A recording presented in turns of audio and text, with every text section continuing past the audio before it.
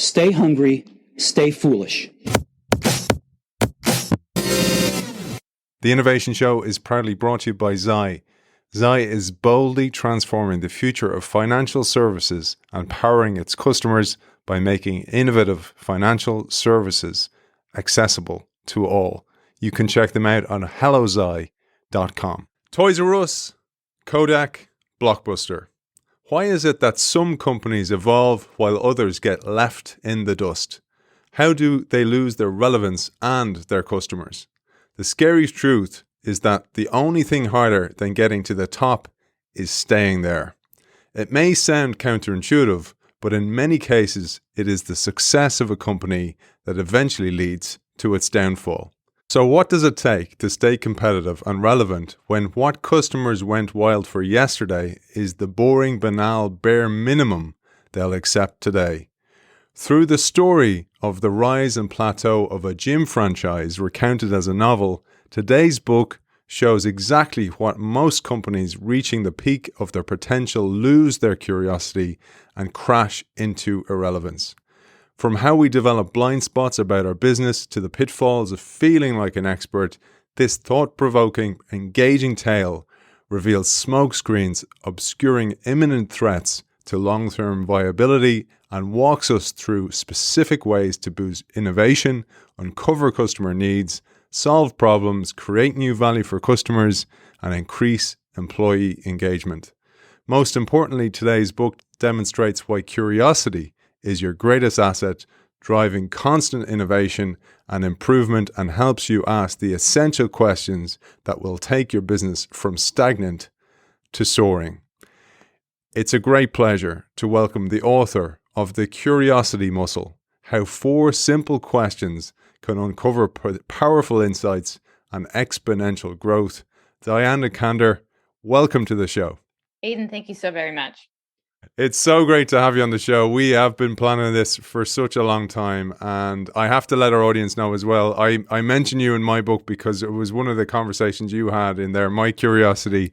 And it was also, by the way, to give him credit, former guest on the show, a guy you know, Barry O'Reilly, who said, you got to check out Diana Kander's podcast where you interviewed Ian Fried, the Amazon guy. So curiosity was at the source of that. So thank you for that. I do mention that in the book as well. And I do reference your podcast as well. Thank you so very much. Before we get into the show at all today, where can people find that podcast? Because it's excellent.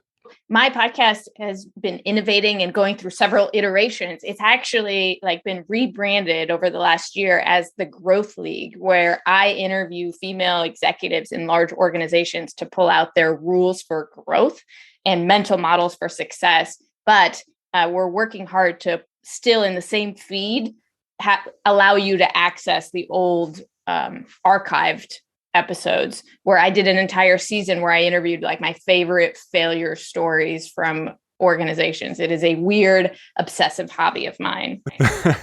There's so much to be learned from the failures, though. Isn't that the real success? That was the point about that interview you did with Ian Fried as well, that there's assets in the ashes is what the term that we both used. Yeah, absolutely. And a lot of people will look at a failure and be like, oh, that's too bad for them. But if you really understand the story, you'll see that even though Amazon lost $170 million making that Fire phone and were embarrassed, they were supposed to replace all phones and they couldn't sell it. They shut it down within 6 months.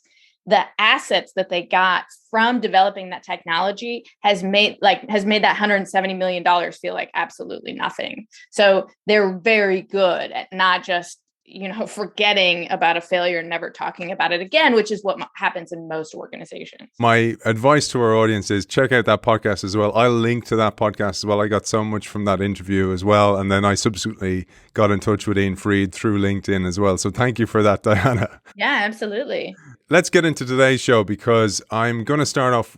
I thought the way to talk about today's show, it's quite a different one. And it was really useful for me. I found I was challenged by it at the start because usually we'd cover books on frameworks and innovation and case studies, but this was written almost in a third party way. As you say jokingly in the book as well, you and your co-author Andy hope to maybe get a Netflix movie out of this as well someday, or a series. I thought of it like Superstore, you know, that show that you could actually do this ongoing innovation show with this gym franchise. But a really interesting way to project many of the concepts, particularly of curiosity.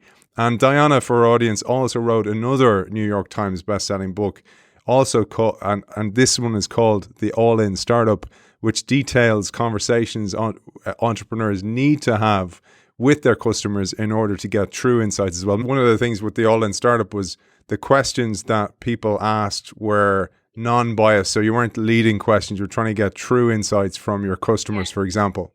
Yeah, I mean, the same is true in the curiosity muscle. Both books kind of detail different kinds of conversation. In the first one, it's like when you're launching new products and services.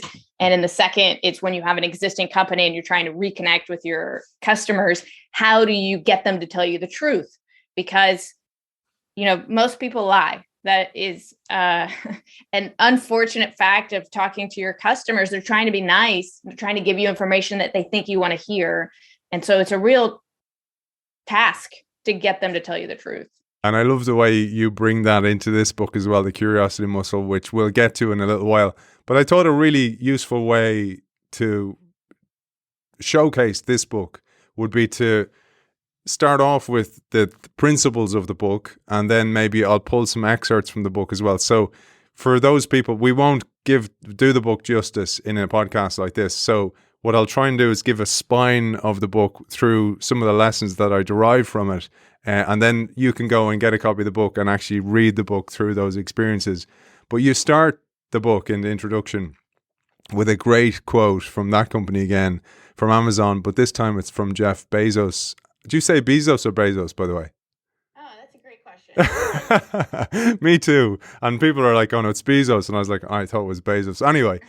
But the quote goes as follows: customers are always beautifully, wonderfully dissatisfied, even when they report being happy and business is great. Even when they don't know it yet, customers want something better. And you add here, if we want to stay competitive in today's fast-changing economy, we'd better figure out a way to consistently find blind spots in our business, because feeling like an expert is comforting. And that is what makes it so addictive as a state of mind. Maybe we'll use that as a way to tee up the book. Absolutely. So, you know, it's important to tell your listeners that we're leaving out all the sexual tension that makes the book fun to read. Yeah, that's the spoonful of sugar that makes the medicine go down, as I like to think. I love that quote because I think that most of us operate just in our daily lives thinking that no news is good news. You know, like when our customers are not calling to complain, then that means we're doing everything well. And my biggest goal is to shift that thinking that if you're not hearing feedback that is surprising and potentially a little bit painful, then you should be scared in your office. You should be sweating bullets, because that means that you are developing blind spots that are causing a rift between you and your customers. And the way to see this early start of the podcast here is lenses through which to read the book or to hear the book today, what we're going to talk about. Because you talk about the curse of expertise that I mentioned there in the intro. You say blind spots are not the same as weaknesses, because you can see your weaknesses. In fact, the trouble with blind spots is that they can hide in broad daylight, disguised as parts of your business you think are thriving, but have grown woefully inadequate. And by the way, I really like the way in the book that you use that for the plank as well. For somebody doing the plank, is like, you need feedback. You need somebody telling you honest truth about that. Yeah, if you're trying to do something that you've never done before, and, you know, growing your company to the next level counts as one of those things, then there are blind spots that you have that you aren't aware of, and uncovering them is the fastest route to growth. I'll give you a silly little example, but I'm a keynote speaker. It's my favorite job. And, you know, I have a list of things I think will get me better. And one time it was writing more jokes. I hired a friend who was a stand-up comedian, and I was like, hey, can you help me write some jokes for my speech? And so she watched me present, do a whole hour, took a lot of notes. And as soon as I stopped, she was like, wow, you are horrible at breathing. And I was like, oh, is that the first joke? Because I do not get that joke. And she was like, no, you don't know how to breathe correctly. And I was like, I don't know. I've been breathing a pretty long time. I feel like I got that down. Maybe you could just help me with what I asked for. And she was like, do you ever feel like you're going to pass out on stage? And I said, yes, I do get dizzy when I'm up there. And she said, do you ever lose your voice? And I said, I lose my voice after every speech. I feel like that's a professional speaker thing. And she was like, no, you are breathing wrong. And I was like, okay, well, let's talk about the jokes. And she goes, is that how you walk on stage? And I was like, what's wrong with how I walk? She's like, it's very apologetic the way you walk. And I was like, oh my God. I said, do you have any jokes on your piece of paper? And she said, well, honestly, no, because you do this weird thing with your eyes that I just called googly eyes, which is so distracting from anything that you say that honestly, I wrote on my piece of paper was googly eyes over and over again. And I'm looking for it now. I'm looking for it. No, I fixed it. I fixed it because somebody shared it with me, and that's the way blind spots work. Like, you think you have a to-do list that's going to get you to where you want to go. And there's this other list of things you aren't even aware of that's going to get you to that goal faster. Like, even if I had written the best jokes to go into my keynote, nobody would have heard them because of my apologetic walking and my googly eyes, if I even made it through the end of the speech without passing out. So, uncovering those blind spots, that was my big aha. Like, that is the way to grow much faster in your organization. Brilliant. I'm going to ask our audience, please tell me if I do any of those, anything that you annoy you. And I've said this before to people. One person said I use a similar anecdote over and over. So please, I am totally open for our feedback. It's so useful. So can I say something about that, Please, Aidan? please. So a lot of people say that. A lot of people say, like, please, if you have any feedback for me, give it to me. And that's like saying I have an open door policy. But you have to understand, like, the amount of motivation and momentum that a person needs to, like, write you a letter, and just like the ickiness that feels inside that they have to overcome. So if you want to uncover those blind spots, unfortunately, you have to do more than say you have an open door. You have to seek out people who could give you critical feedback. And you don't have to do it all the time. Like, I like to do it at least once a year. I think that's a good cadence for a lot of organizations, but you have to seek out blind spots. People aren't just going to come, get in your face with them. It's so funny because actually Whitney Johnson, who you know as well, Whitney's been on the show a couple of times, and she was so instrumental in feedback for my book. She gave me really critical feedback, and she said she actually wondered about it, and she wrote it in a blog, and she anonymized me, but I was like, you know what, it's totally fine. That's because I will write about that in the future for sure. I'm writing a book at the moment, and that is in there because it was so useful. She saw things I couldn't see, but she had the bravery then to actually come forward to me. And instead of it damaging our relationship, it strengthened it. And she said that's what was unusual, that most people would take it as a criticism. And the fact that I embraced it was actually what the win was for both of us. Yeah. You have to think about, and you're clearly doing this, the pain that comes from that feedback as similar to the pain that you get when you're exercising. It's making you better and stronger in the long run. Like, if you're doing exercise right, it is very uncomfortable, and it's pushing you beyond what you think you can do, but you're doing it because it's making your lungs stronger. It's making your muscles stronger. And that's what feedback can do for you. It's funny, isn't it, though? Because sometimes when you do ask for that feedback, people can mistake it for a lack of confidence. But actually, what you're trying to do is actually get the competitive edge. And this is something you say in the book. In the early parts, you say it is a competitive advantage to have curiosity. And the companies that have survived and continue to innovate are the curious companies. Maybe we'll say a bit on that before we go into it more. Absolutely. Most organizations innovate by looking at what their competitors are doing. And when you focus on what competitors are doing, you miss what's shifting with the customer. And so the companies that are growing the fastest and feel like a startup, even though they're 20 or 30 years old, they never take their eye off the customer. They have certain systems and processes in place to have a voice of the customer program that provides that surprising feedback. You're never going to get any surprises by looking at what competitors are doing, and their actions might be working or they might not be. So keeping your eye on your customer will get you the best ideas. You mentioned there, like, curiosity is like a muscle that you need to keep toned, and that if you don't use it on a regular basis or don't seek out the feedback, it atrophies. And there's a brilliant quote by Walt Disney that's about imagination. He said, every child is blessed with a vivid imagination, but just as a muscle grows flabby with disuse, so the bright imagination of a child pales in later years if he or she ceases to exercise it. And the reason I share that is I noticed this with children. My son, we were talking before we came on air, you've children, I've children, and we both have an 8-year-old. My 8-year-old, when he was younger, came back from school one day and we were doing his colouring in, and he's like, Dad, you colour that piece. And I was like, you're the one colouring, you colour. And he's like, oh no, I don't want to do that. What if I go outside the lines? And I was like, of course you're going to go outside the lines. If I do it, I go outside the lines. And I was like, where is that coming from? And it turned out that he was under pressure from a teacher in school not to go outside the lines. And I was like, kind of going, if we do that to our children in those early stages, we're ruining them later on, because they got to make mistakes in order to learn.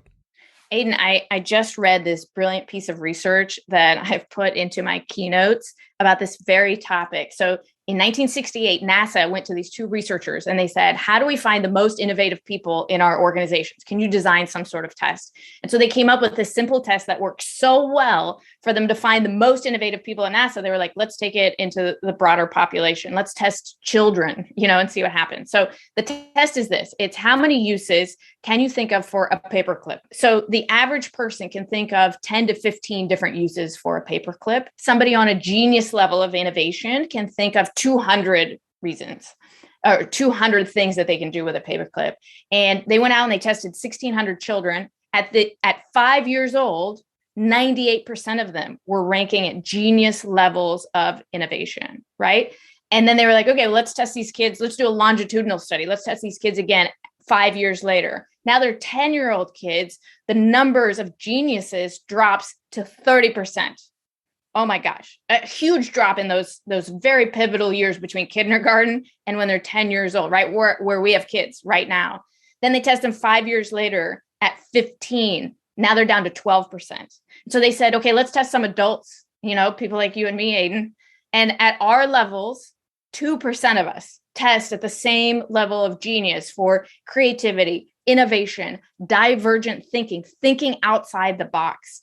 And that means that we are all born with this skill set, but because we don't use it, we allow it to atrophy and waste away. But the good news is we can all get it back, right?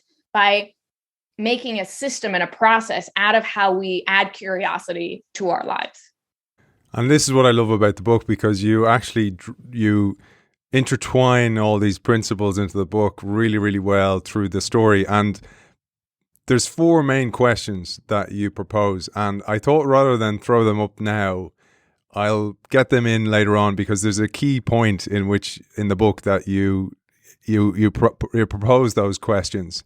And I'll stick them in there because I want our audience to hear a little bit of the story in order to see how you pepper it. And it's brilliantly done, by the way. It must have been quite a difficult thing to do. But the book centers around a familiar but fictional story of Galati Fitness and the newly demoted John, a former director of innovation, and now he's been redeployed as a gym manager for their first gym, Ground Zero, or Zero as it's known. And it transpires to link it back to the filters we discussed just now, the filters of curiosity, etc. And John's brother has been made the CEO of this business, and he sends John out to do field research, or so that's what it seems to be. But really what he's doing is trying to get him closer to the customer. And I love the term here. I don't know if you didn't make a big deal of this, but I absolutely love this term, because in the military, they call it battlefield circulation. This is getting out in the field and seeing what's actually going on with the customer or with the soldier in the case of the military. But this is a key aspect of both books that you've written. Yes, you have to be in close contact with the customer. And the trouble is, the more senior you get in an organization, the further and further you get away from the customer. So one of my favorite quotes from an executive is that customer feedback is the breakfast of champions. Like that's what you should be consuming on an everyday, like direct quotes from customers in whatever area you're trying to improve on. So if you want like impetus, if you want ideas for growth, the most successful ideas are going to come from the field rather than you brainstorming in an executive office that's, miles and miles away.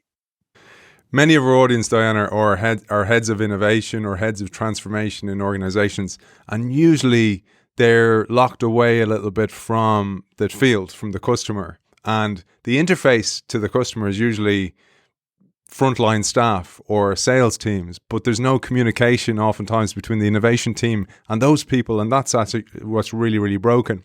And I wanted to pull an excerpt here because this really rang true to me. You said, this is where John is having an exchange with his brother Roland, who is younger, by the way, to add to the Shakespearean drama of the whole story. I got that, absolutely. And Roland says to John, John's the guy in the field, John, look, it just wasn't working. You tried a number of innovation projects, the employee suggestion contest, the loyalty app, the body scanner. We even spent a fortune on delivering home fitness classes. None of the ideas were bringing in the return on investment. They weren't making us any money.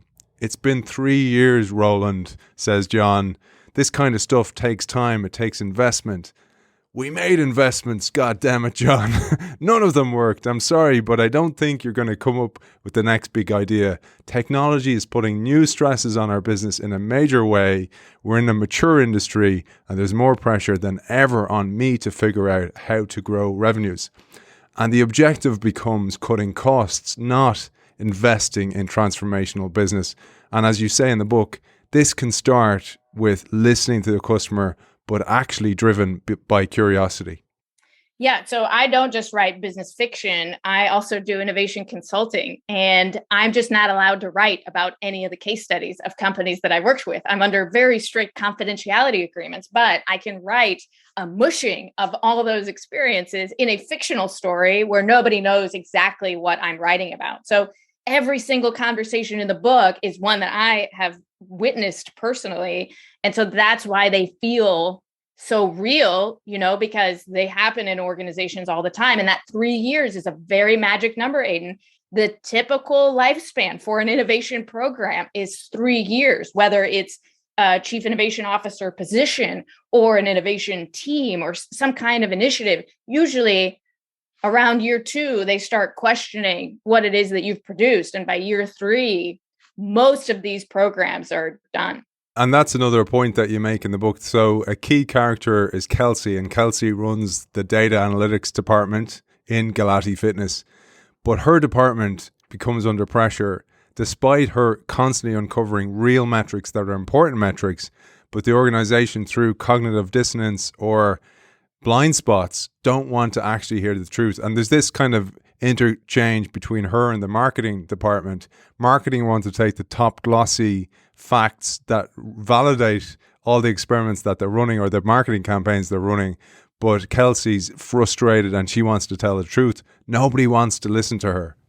Yeah, I think, as an innovation consultant, I always thought that I was coming in with the big ideas. And what I found was they exist inside of an organization. Organizations are filled with people who have identified issues and things to work on. But because not only are we not hearing direct comments from customers, we have created organizations where people are afraid or silenced to share that kind of information. And so we stifle powerful opportunities for growth. Another key character, I'll just pepper these characters here because it won't make sense, but I'd love to use them as a way to spark your thoughts about the real experiences you've had from being an innovation consultant. One of these key characters is Sam. So Sam is this lady who's a successful entrepreneur, sold her business, and also is an angel investor. And she's also extremely well read, but essentially she's you, right? So she has this way of connecting with the customer, of running focus groups, debiasing the questions. So she's not leading the questions. She's not trying to get the answers she wants. And she trains essentially John, who's the guy who's sent out on the field research work. He tries to run a focus group. It's a disaster because he's leading all the questions. He's not truly listening. Sam then gives him a clip behind the ear, sorts him out, and he starts asking proper questions. This is such an important thing for innovators and people who run innovation, is to actually listen to the customer, not try to come up with what they think is best for the business. Mea culpa, by the way, as a head of innovation in the past, I've done that because you're looking for some small wins, and you try to create those small wins from a glass department that's totally disconnected from the business, and kind of go, look, a loyalty app, it's essentially a digitized version of the piece of paper that you used to have, and it's like, ta-da, and everybody's like, that's great, lipstick on a pig, great. But getting down into these focus groups and listening to the true voice of the customer is, if that's all you did, if that's all the lesson you took from this book, it's absolutely essential. Yeah, I think what you're saying is so important. It's not holding the focus group, right? Like you can trick yourself into thinking you check the box, but it's holding one that gets you real feedback. And the life experience that really made me want to write about this is I once worked with somebody who was the head of product for this company. They held 3 focus groups before they launched a product. And every single one of the focus groups, people came back and they were like, yes, this is a great product. And then they launched the product and no one bought it, including any of the participants of the focus groups. Like they had their contact information. And so they called me trying to figure out what happened and what they missed. And then once we started breaking down the actual questions asked in the focus group, it became abundantly clear. And sometimes they were simple. The questions were like, do you love this? Like on a scale of 1 to 10, how much do you love this? Would you prefer it in red or blue? And so the questions didn't give them, like they communicated so much. That's so important to understand. If you communicate to the people you're interviewing what it is you're hoping to hear from them, then they'll give you exactly what you want. And so you actually have to trick them into not knowing what the right answer is in order to be able to seek out the truth. It's an absolutely such a core point. One of the mistakes I made in the past was I developed an app, a radio app for a radio group, and asked on a survey, if we did this in the app, would you use it? You know, got enough responses to kind of validate it. It's like, yeah, let's do it. Let's build it. And what we could have done, I found out in retrospect, was actually put a button in there, saw how many people clicked on the button, perhaps in the menu, and then actually went, okay, we need to build this thing. And that kind of validation, small experiments, is absolutely core. We'll come back to the small experiments because that's really important. But back to the focus group. Yeah. There was a really important point you made in that focus group, is that it needs to almost hurt. It's almost like feedback. Like feedback hurts sometimes because you're kind of going, I thought I was killing it. It turns out I'm not. But would you rather go on with that cognitive dissonance knowing you're actually failing? And there's a point here where John goes through multiple feedback sessions where not only does he go and listen to the customer, but he listens to disgruntled employees. He goes and seeks them out. And he says after all this, when he's asked how he felt, he said, oof, rubbing his right temple. It might have taken a few years off my life, but I have to hand it to you. This was Sam who told him to do it. You know what it was. It was bittersweet. Bitter because I heard all the stories that the old Galati Fitness, the way it used to be, why they fell in love with the business. And sweet because it was kind of inspiring to think that a gym can mean so much to people. I thought that was a key point because feedback doesn't always end with a happy story, but it can spark your imagination and spark your curiosity. Look, I think a lot of us have mistaken beliefs about how right we are, how often we are correct, and people who study decision-making, like the science of how good we are at making decisions, will say that at the peak of your expertise in your field, you're making the wrong decision about 50% of the time, Aidan. That's like, to me, a mind-blowing percentage, right? And what that means you're making the wrong decision is it's either the opposite of the right decision or it could have been much better. And the reason that happens is because you don't have all the information when you make your decision. Sometimes the ground shifts underneath us, like COVID just changed a lot of things and a lot of decisions that would have been good became bad.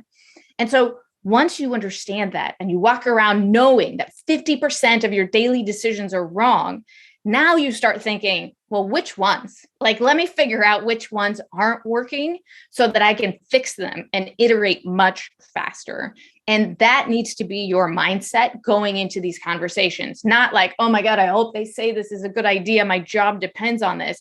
But let me figure out the 50% wrong. And when they tell me, I'm going to do a little dance in my head because I know it's not going to, hit me like a dump truck. I'm going to be able to fix it before I spend all this money building the wrong thing. And there's a key point here you say about this feedback loop. You say if you aren't surprised by the responses when you ask for feedback, then you aren't being curious. You aren't really learning anything new about what's going on with your customers. You'll never discover their truths. And that goes back to the Bezos quote we said earlier on. But the example you give here, this is Sam speaking again in the book, is Blockbuster. Yeah. So Blockbuster is one of the best examples. They had the opportunity to buy Netflix for $50 million. Like, what an unbelievable opportunity. And their executives turned it down very confidently, said, no, thank you. And they said the reason was because they did surveys of their customers and they knew their customers, and their customers loved the in-store experience. They loved browsing through the shelves. They loved discovering new movies. They loved bumping into their neighbors. And that was all true. But what the surveys didn't show are these huge glaring blind spots, which people hated about Blockbuster, which was their late fees. And they made so much money from the late fees. Like, they knew there was something there, but they didn't question just how bad that was of a problem, that they ignored it. And they ignored it for like 7 or 8 years while Netflix was in operation, while Netflix was losing money. And the year that Blockbuster finally decided to stop their late fees was the year that Netflix became profitable. And at that point, it was too late. And at the point where most companies realize they've made an error and they've missed the boat, it's too late to change. And so being open to those blind spots before they can hurt you can have significant growth opportunities for a company. The positive example you give was Domino's. And, you talk about Sam being an investor early in Domino's. I was like kind of hoping that was you. I wish. They are my favorite corporate innovator. I love Domino's Pizza because they've been able to grow their stock from like $3.50 a share in 2010 to like $500 a share, like something crazy now. And they don't sell anything other than pizza, Aidan. It's not like they started coming up with new, technology. They sell pizza. They just found a way to sell a lot more pizza by using this thesis in the book that customers are always dissatisfied with something, and they're going to seek out what they call these moments of friction in their customers' lives, in their customers' experience with them, and they're going to fix those moments and then tell the customers about it. And so if you think about Domino's advertising that you see on TV, it rarely features a pizza. It's usually about what the company is doing to like simplify your life and allowing you to order the pizza in an easier way. They have an app that you don't even have to click anything. You just open the app and it orders your pizza if you don't hit a button within 10 seconds. Like, they're trying to remove all friction from the process. And that's why they're so successful in their growth. Let's bring it back to the book then as well, to the tale of the fitness franchise. So it was founded by Mr. G. Galati, this man and he comes back to ground zero, to his first gym. He can't believe it. He's been so far removed from the business because he had become so successful. He'd probably spread himself too thin, and then he locked himself away in the ivory tower. But he says when he walks into the gym, this place is a leaky bucket. I can smell it. They are increasing prices instead of loyalty. They're charging more for everything they can and hiding it behind shiny promotions. And I thought about that as what we see sometimes in airlines, what we see as the example you give in movie theaters, for example, where everything's everything's atomized, but you pay for all the atoms and you're kind of going, wait a second, I used to get a way better deal when it was all a bundle in the first place. This is another key point that you see in so many businesses. I mean, I had a front row seat to watching this. Like over here, we have customer complaints, which are like very low hanging fruit. And over here, we can do absolutely nothing about that and just raise the prices a little bit and see if they complain. And that I feel is like a Jenga tower, like that's only going to work long, like up to a certain point, at which point you're going to be in big trouble because the amount you're charging is so far removed from the value that your customers perceive. One of the other points then was when John goes out and seeks feedback from disgruntled employees, people who had left the business as well as people who'd stayed. And he goes and finds like a guy who'd gone out and set up his own business. And again, like the focus group, the initial responses to the answers are kind of guarded. They don't want to tell the truth because they're kind of going, what's in it for me if I actually bother? And actually, I have this sometimes. Sometimes people ask for feedback and you're kind of going, do they actually want the feedback or are they just being kind of humble? I don't know. And then you kind of dig a bit deeper and you find out they're just being humble and they don't want the feedback. And you're kind of going, it's not worth it. Or as I say to my own children, you really give feedback when you care about the person. It's a sign of care, or it's a sign of wanting to actually make them better. And John then asks some of the former employees, and he finds out that they are actually the link to the customer, and they may actually say things about the gym and badmouth the gym, and actually and this happened to me when I was in New York. I was working in New York for a few months, a few years back, and many times the taxi drivers would actually almost usher you towards which one to take. So they're like, don't use Uber again, use Lyft because they treat us much better and they look after us. And you're kind of going, okay, because that's the interface. And in this case, it was the gym instructors. So let me give a shout out to my co-author, Andy Fromm, who's the CEO of this incredible company called Service Management Group. And they do customer satisfaction surveys and employee satisfaction surveys for the largest Fortune 500 companies. They do over 100 million surveys every year between customers and employees. And then they have a lot of data scientists that cross-reference the data. And the biggest takeaway from all the research that they've done is that your customer experience will never outpace your employee experience. So if you're the kind of company that's like, let's put everything into making our customers satisfied, and you have all these disgruntled employees over here, it's never going to work. Your customer experience will never be better than your employee experience. So if you want to affect how customers are perceiving your business, you have to invest in how employees feel. It reminded me of a brilliant quote by Richard Branson, and I'm sure this was an influence behind either Andy or yourself. He said, clients do not come first, employees come first. If you take care of your employees, they will in turn take care of your customers or your clients. And that really jumped to mind because, again, what happened was decisions, back to the point we made earlier on, were being made up in HQ, totally disjointed and disconnected from what was happening in the field. And it was like, for example, we want you all to use tablets to start to take surveys or to try and upsell the client to more products or more services within the business. Me as the gym instructor, I was doing this to try and get people in shape and have better lives. Now I feel like I'm working as an administrator. It's ruining me. But on top of that, my whole compensation had been changed because you decided to do something different up there. And this was driven by John, who was the head of innovation.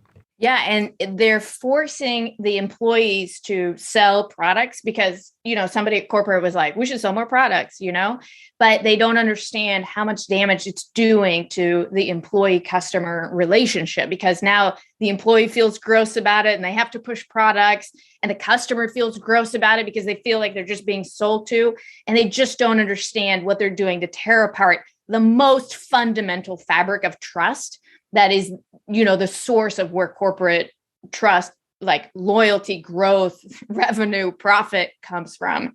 And so having that direct tie to your employees and having them tell you the surprising feedback about what it is that your programs are doing, it would be huge. I worked in an organization once that had a huge retail presence where employees would write thank you notes to customers, and corporate headquarters stopped paying for the postage and the postcards. And they were like, this is an area we can cut. And the employees were like, gosh, I really enjoyed doing that for customers. And do you know how customers felt when they got that? And it's just, like somebody who's doing the math is like, why I don't see the ROI of these feelings of good, but those are the magic that you're destroying piece by piece inside of an organization. We also have so many terrible stories about that. One of the things I used to do was buy a book for customers. I was always a reader, well, in the last decade anyway. And when I'd find a book that somebody would say something, I go, oh, have you read such and such? And they'd go, no. And I go, I'll get you a copy. And my employer stopped letting me do that. So I was like, had to pay for it myself. So it created this kind of like, I can't believe you're so petty over something so small. That was one thing. And then in another organization I worked in, I had a team. And at Christmas time, I brought the team out for a meal. And then I got them all a gift. And again, CFO comes down and kind of goes, oh, you should have authorized getting them a gift and a meal. And I was like kind of going, are you kidding me? Like such a small thing to do for your team. And these things made me actually leave both organizations. And I just don't understand how small-minded so many people are. And in the second case, the organization was quite small. So the touch point to the organization wasn't far removed. It was just somebody deciding, actually, here's a small way to cut prices. And this is a key point in the book as well, where the organization's trying to cut prices all the time. They look at one stage to actually automate one of the most important parts of the fitness thing, which is the instructor, where they had a 3D, a virtual version of the instructor. Yeah. Aidan, in my business, I'm going in the other direction. I just hired a position that doesn't exist in most companies, and that's a relationship manager. It is a human being that I'm paying money to help me send presents to other people who are valuable relationships in my business. So that's like the extreme opposite in the other direction. And let's see which approach works better. The one where you cut off all of your love and connection to important relationships with your customers, or the one where you invest in them. And that's my bet, that these inexplicable, these tiny little moments where you show appreciation and care, they build much stronger foundations for long-term relationships. Absolutely. And it's so much more important, and particularly because we're more and more digitally connected, but we need more humanity, more human touch, essentially, even if it's through digital as well. But I want to bring it back to something that happened, because many of our listeners will have experienced this. So your organization gets bought by a bigger organization, and they kind of look at the inefficiencies and kind of go, we'll lean it out, we'll fix the inefficiencies. Again, doing this from an ivory tower where you're not in touch with what's actually going on. And the reality, the map is not the territory. And you say here, the new management team was just not curious enough about the customers they inherited. They just assumed they were buying the customers when they bought the company. They thought they were really smart enough to know what people wanted, what they needed. But the thing is, human beings are delightfully irrational. It's pretty hard to guess what they want or don't want, especially if you never ask them.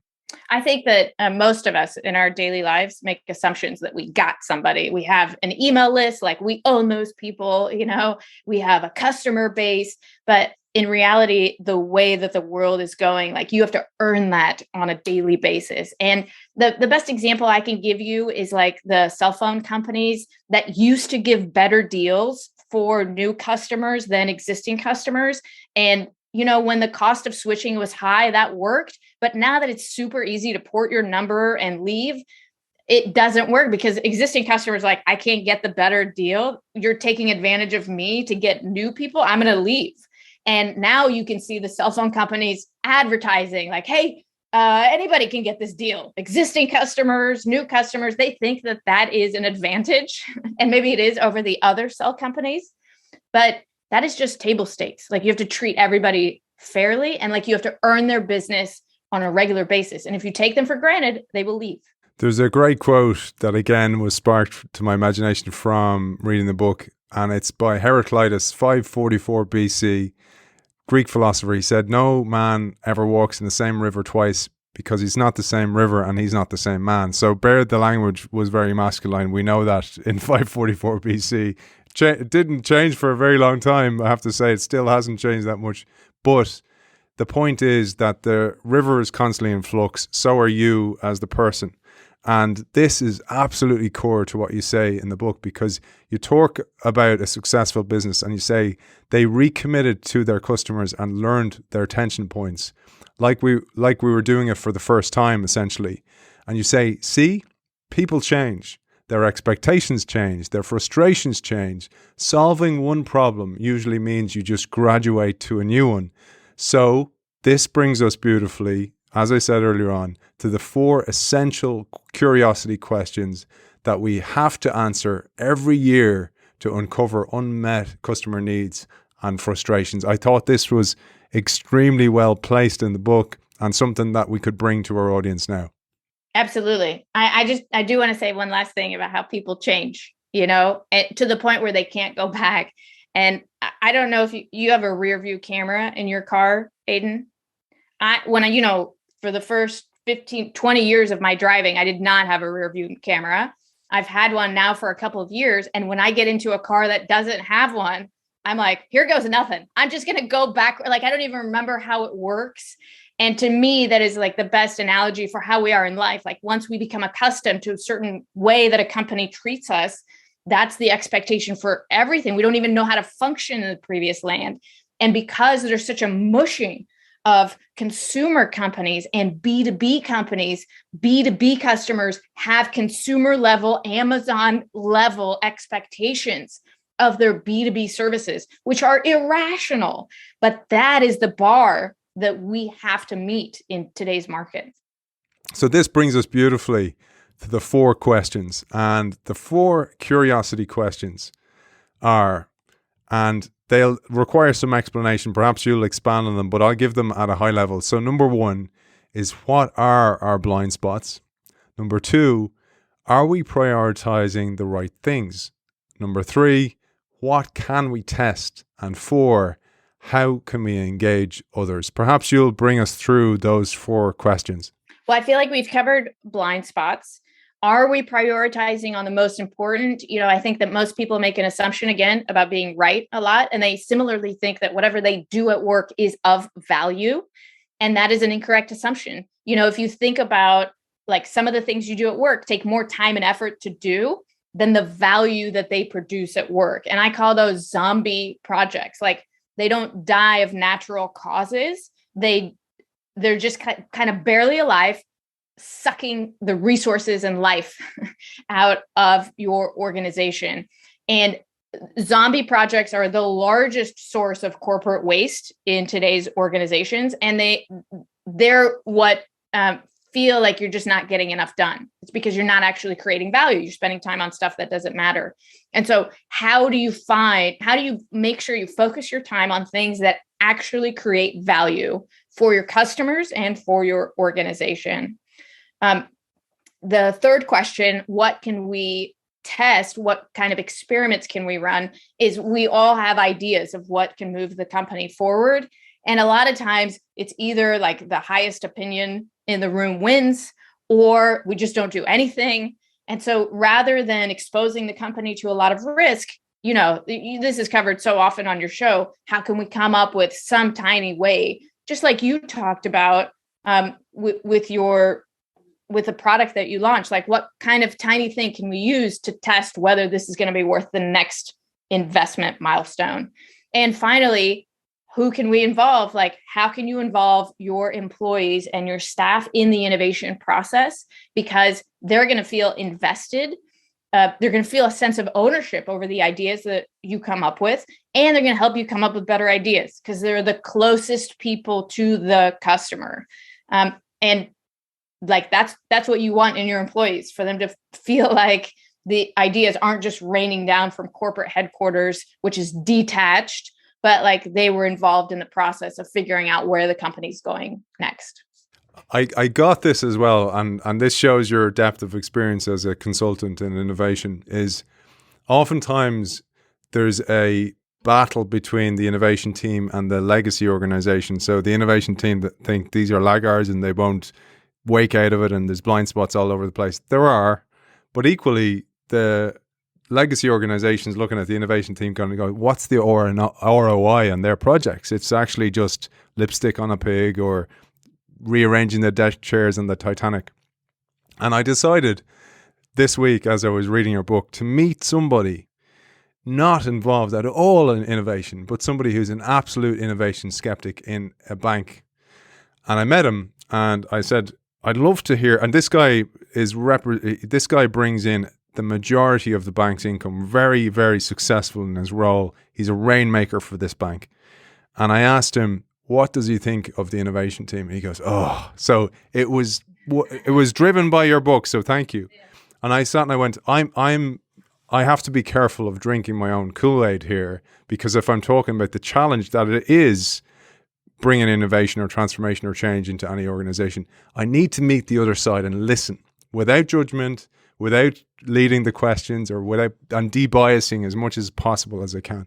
And I just listened to him and he told me, you know, they're bragging about this and this app and this project and all. And I'm going to go and looking through my Excel sheet going, oh, what's the ROI in that? What's the ROI in that? Nothing. And here I am bringing in all this money. And that's where the bank makes money, to pay for all your toys that are just marketing innovation theater.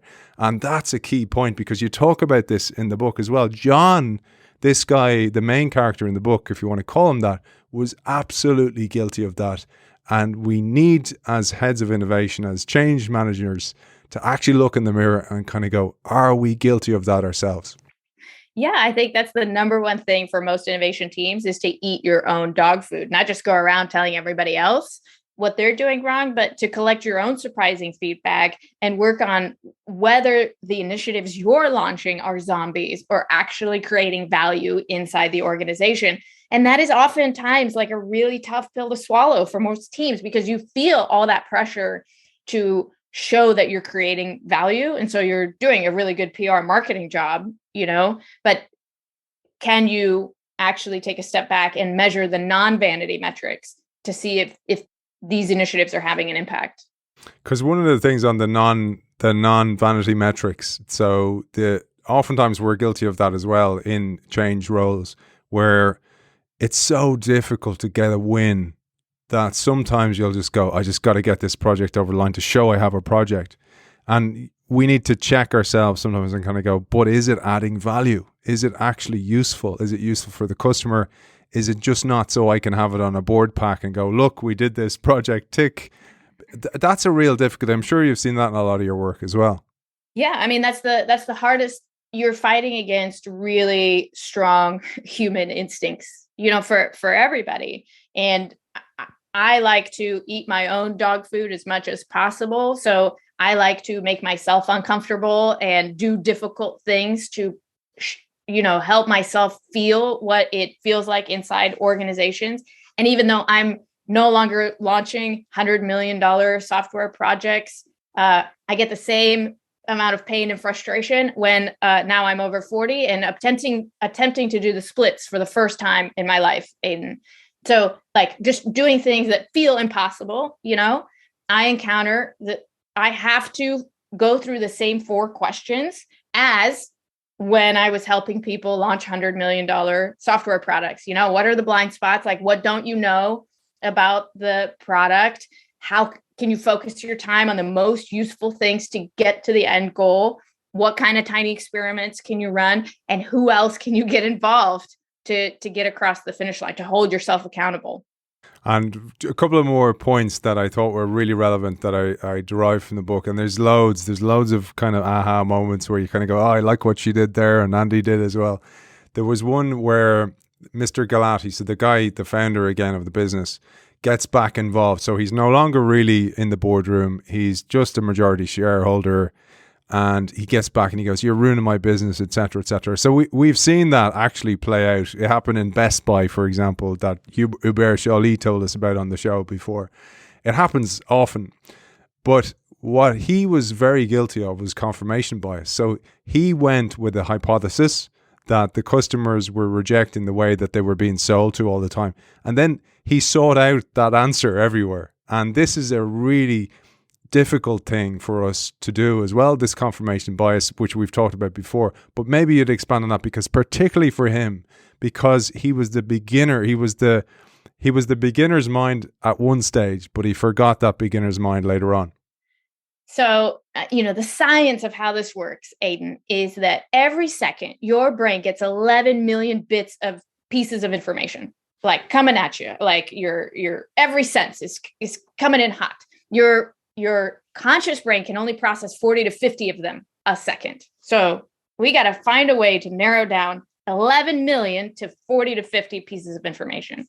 And so your brain just kind of focuses on what's important, and usually like feeling like you're right, like you're doing a good job, that's important. And so it fights off everything that doesn't confirm that. And that's how confirmation bias works.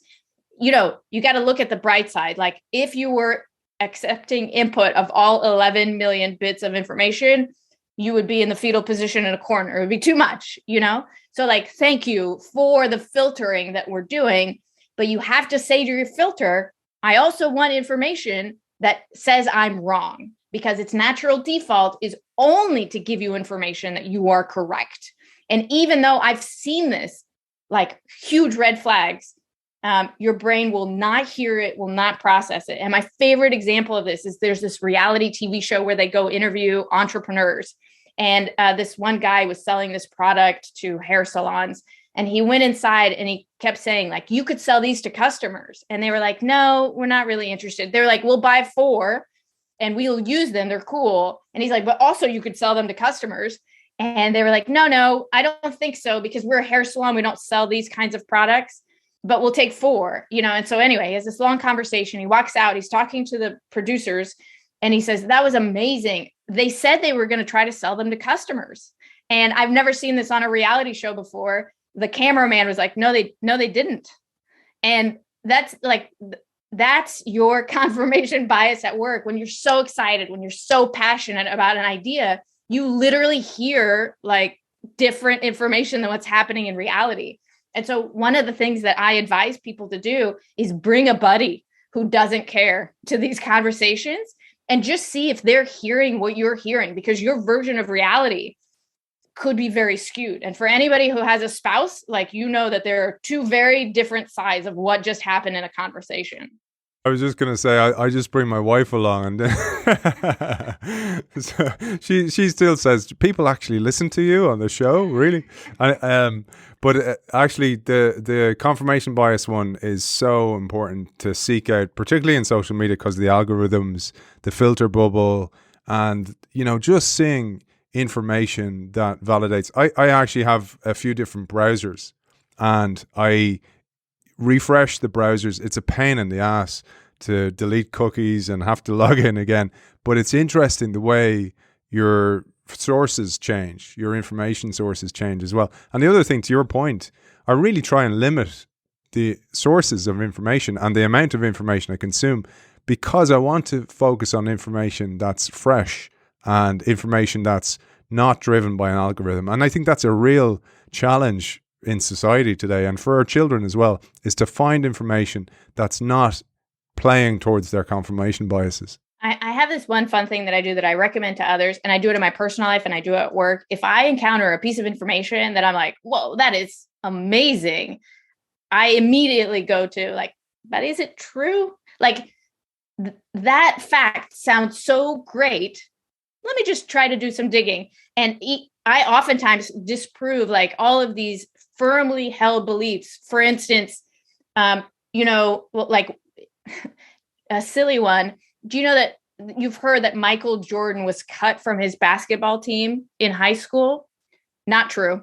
Like all of these stories, like, wow, that's an amazing story. He was cut from his basketball team. And I hear that piece of information and think, like, that sounds sensational. Like, let me just dig and find out what happened. But I do the same thing in my work. Somebody comes back and they're like, our employee satisfaction scores are 99%. I'm like, really? Let me go do some interviews and see what people think. And then I hear conversations like, oh yeah, we're not honest on those. Like our managers get them and just yell at us. So we've stopped being honest on any of those surveys long ago. So when you encounter a piece of information that you love, try to fight the urge to love it so hard and see if you can find evidence to the contrary. And I think that's the best way to fight that confirmation bias instinct. Have you heard of the Mandela Effect? No, please tell me. So you'll love this because it's exactly, so the Mandela Effect is where people believe that an event occurred when it actually didn't happen at all. And it was named after Nelson Mandela. Researcher, a lady called Boone, created a website where she said it wasn't a tragedy that Mandela died in prison in the 80s. And Mandela didn't die till 2013. And people believed that he died in prison in the 80s and what a disaster it was. And it was she was trying to prove this by creating a website. And same with you, I do it all the time when I'm reading. And I've got some stuff wrong. And I'll go back and I go, oh my God, I was so wrong with what I wrote before. And I'll go back and I'll fix it because I don't want to add to the problem that was there in the first place. But it's called the Mandela Effect. Fascinating, the biases that we go through. There's one last piece, Diana, I thought was really important. And it kind of ties back to the idea of what can you test?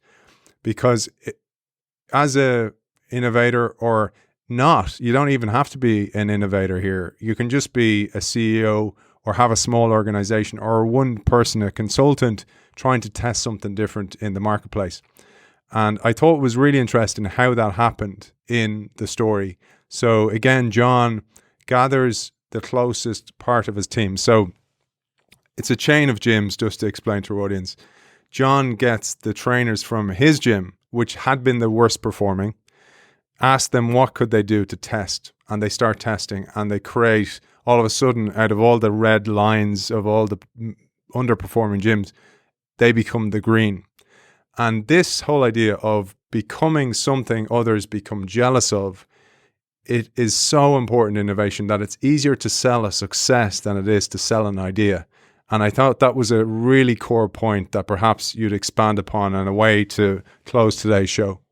Yeah, I'm working on a new book about a new way to pitch that is memorable and actionable. Like, I think it's going to change the way that people present in B2B pitches.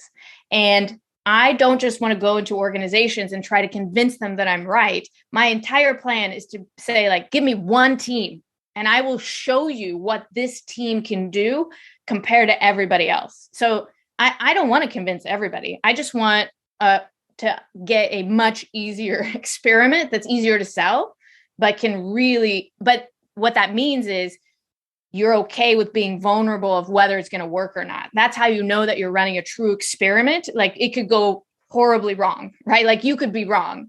And in most organizations, they pride themselves on the fact that 90% of their pilots are successful. And yet, if you ask, like, what percent of the products you launch are successful, it's actually like a much, much lower number. So be very concerned if a huge percentage of your experiments are successful. That's not how it's supposed to work statistically. And try to run something that you're actually very nervous if it's going to work or not. Like, that's a good test.